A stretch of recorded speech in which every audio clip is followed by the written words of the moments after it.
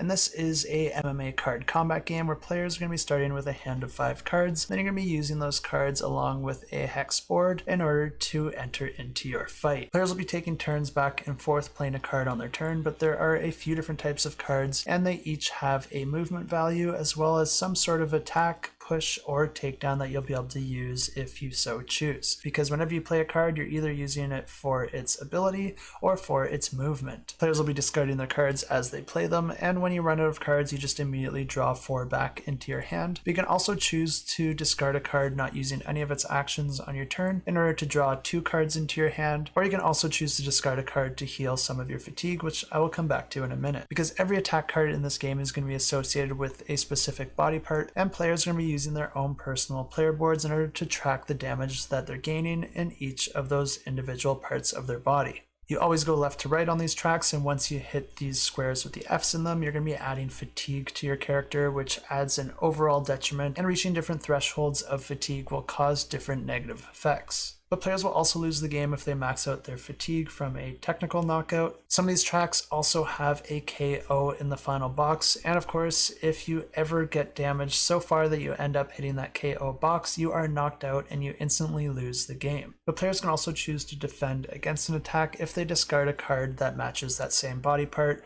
effectively canceling out any damage that they would have got. The game also has some additional rules for ground game or when players are pinned up against the cage, and there's also some different spaces on the board that can cause extra damage if you're standing in them, or allow you to play an additional card as a combo attack. And of course, the last player standing wins the game.